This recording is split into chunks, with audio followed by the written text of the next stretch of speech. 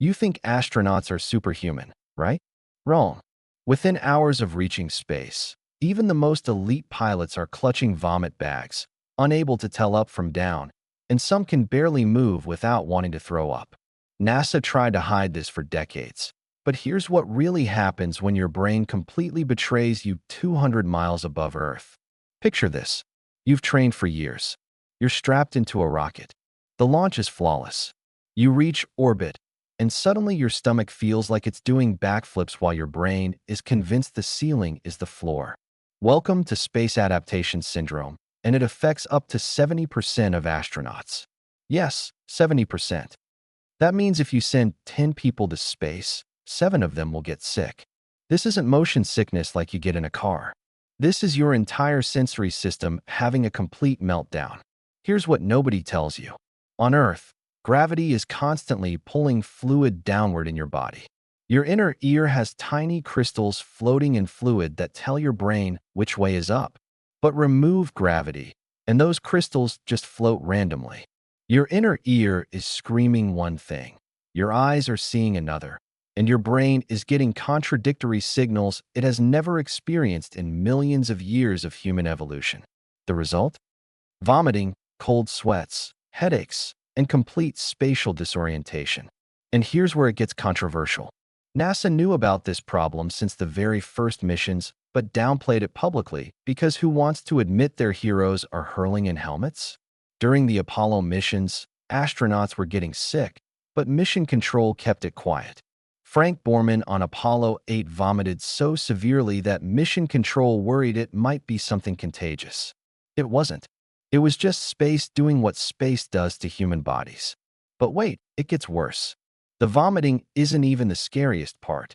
Some astronauts experience such severe disorientation they can't perform basic tasks. Imagine floating to grab a tool, and suddenly you can't tell if you're upside down or right side up.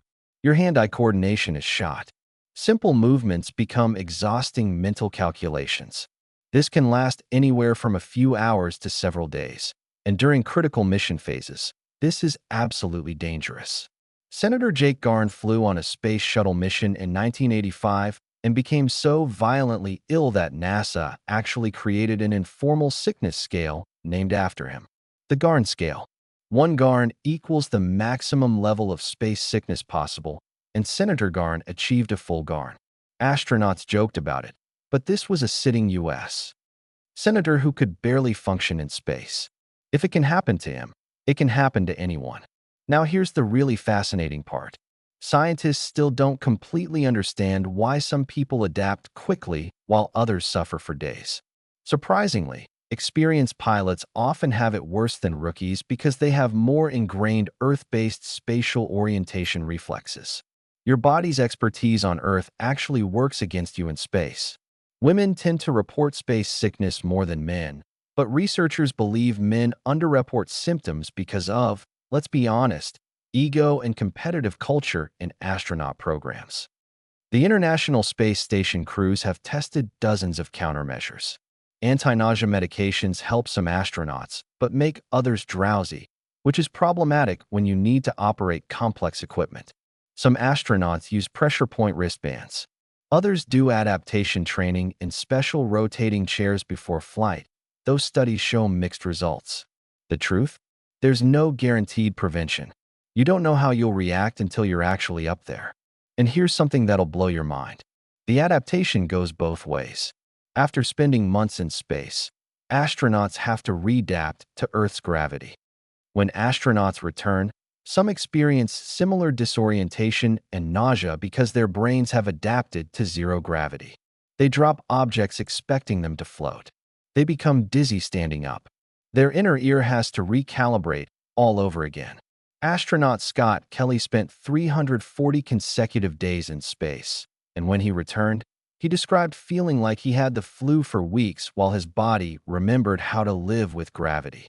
Commercial space tourism companies like Blue Origin and SpaceX are now selling tickets to regular people. But here's what their glossy brochures don't emphasize. You're paying hundreds of thousands of dollars for an experience where you might spend the entire time feeling absolutely miserable. Virgin Galactic flights last about 90 minutes, which is barely enough time for space sickness to fully develop, but orbital flights lasting days. You're rolling the dice on whether you'll enjoy it or endure it while fighting nausea. Current research is exploring everything from virtual reality pre-flight training to electrical stimulation of the vestibular system.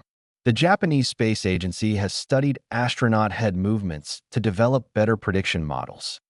Meanwhile, pharmaceutical companies are developing new anti-nausea drugs specifically for space because the existing options aren't good enough. With plans for moon bases and Mars missions, solving space sickness isn't just about comfort anymore. It's about survival. Imagine being violently ill for 3 days during a critical Mars landing procedure. That's a mission failure waiting to happen. The human body is incredible at adapting, but space remains fundamentally alien to our biology. We evolved for gravity, and removing it creates chaos our brains struggle to process. Yet thousands of people still dream of becoming astronauts, knowing full well they might spend their first days in space absolutely miserable. That takes a special kind of courage, or maybe a special kind of crazy. So if you found this fascinating, hit that follow button because we dig into the uncomfortable truths about space exploration that nobody wants to talk about.